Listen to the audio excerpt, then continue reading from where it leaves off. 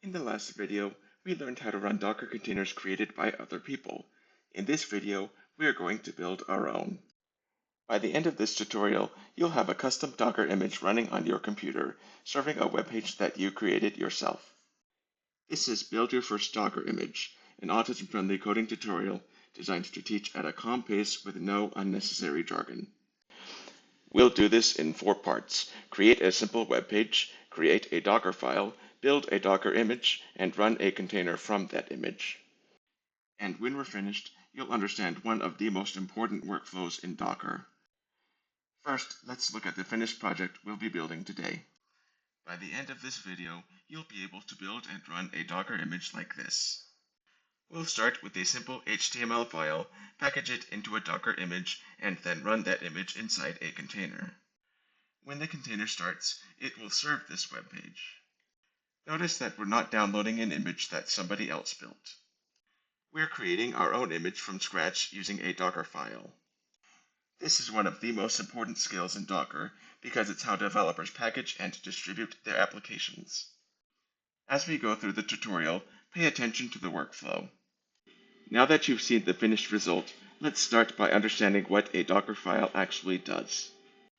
Before we start building, we need to understand the Dockerfile. A Dockerfile is a file that contains instructions for Docker. Those instructions tell Docker what to include in an image and how that image should be assembled. You can think of a Dockerfile as a recipe. The recipe isn't the finished product. Instead, it tells Docker how to create the finished product. Docker reads the instructions from top to bottom and follows them one at a time. When Docker finishes processing those instructions, it creates an image. That image can then be used to create one or more containers. You can think of the Dockerfile as being a little bit like a build script, if you're familiar with those. Instead of compiling code, Docker is assembling an environment that contains everything an application needs to run. Once we have our files and our Dockerfile, Docker will build an image, and that image will become the container that runs our application. Now that we understand the role of a Dockerfile, let's create the web page we're going to package into our image. Now it's time to build our project. Step 1 of 4, create the HTML page. Create a new file named index.html. Inside that file, add the HTML shown on screen. This is the web page our Docker container will eventually serve. Right now, it's just a normal HTML file. There's nothing Docker specific about it yet. That's actually one of Docker's strengths. Docker doesn't care whether you're packaging a website, an API, a database, or some other application. Its job is to package files and software together into a reusable image. For this tutorial, we're keeping things simple with a single web page so we can focus on understanding Docker.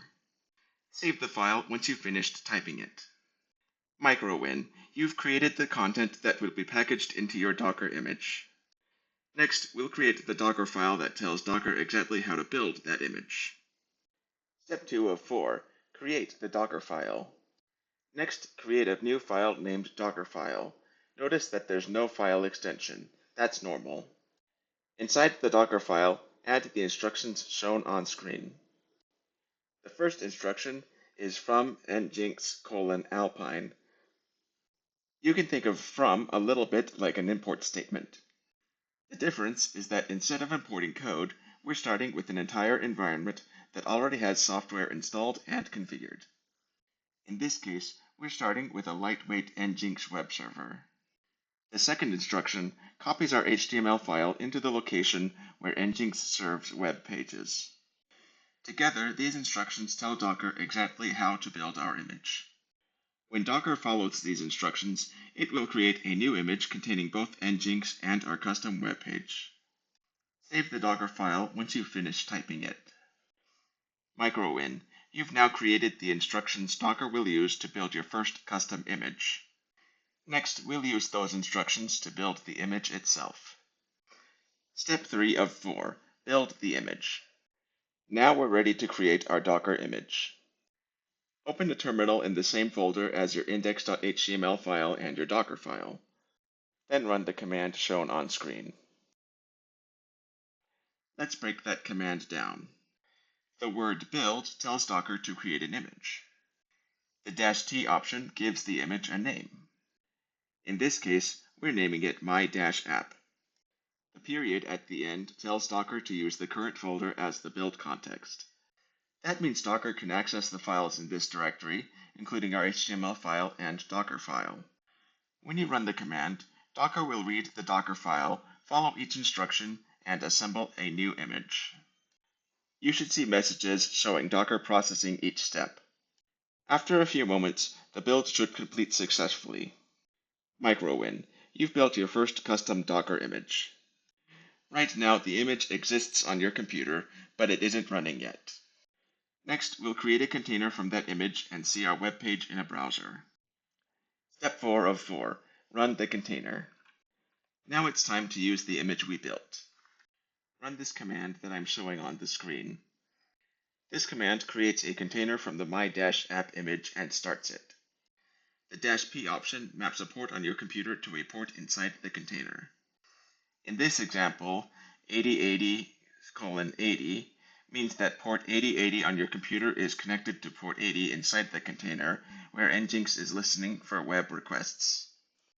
Once the container starts, open a browser and visit http://localhost:8080. You should see the web page you created earlier. At this point, something pretty important has happened. Docker took your HTML file, used your Dockerfile to build an image, created a container from that image, and started a web server to serve your page. Microwin, you've successfully built your own Docker image and run it inside a container. Next, let's take one more look at the finished application and review the workflow we used to create it. Here's the result. The page you're seeing is being served by Nginx running inside the container we created. Everything started with a simple HTML file. We then created a Docker file to describe how the image should be built. Docker followed those instructions, created an image, and then used that image to create a container. Finally, the container started Nginx and served our web page to the browser. This may seem like a simple example, but it's the same workflow developers use to package and deploy much larger applications. The difference is that real-world images often contain many more files, dependencies, and configuration settings. The core process, however, remains the same. Now that we've seen the finished result one more time, let's review what we learned and the workflow we followed to get here. Let's review what we accomplished. We started by learning what a Dockerfile is and how Docker uses it to build images. Next, we created a simple HTML page that would become our application. We then created a Dockerfile that described how Docker should assemble our image. After that, we built a custom Docker image using the docker build command. Finally, we created a container from that image and viewed our application in a browser. Along the way, we learned one of the most important Docker workflows: Dockerfile, image, container, running application. Once you understand that workflow, many other Docker concepts become much easier to learn. And now you've done it yourself, from start to finish. Next, we'll look at another important question. What happens to your data when a container is removed? You've now built your first Docker image and run it inside a container. But there's one important question we haven't answered yet. What happens when a container is removed? By default, anything stored inside a container disappears with it. That's fine for some applications, but it's a problem if you need to keep files, settings, or database data. In the next video, we'll learn about Docker volumes and how they allow data to persist beyond the life of a container. If this kind of direct autism-friendly tutorial is helpful, subscribing is a great way to find your way back here. You can also support the channel and find additional resources at patreon.com/autisticcoder. Thank you for watching. Let's keep learning and growing together.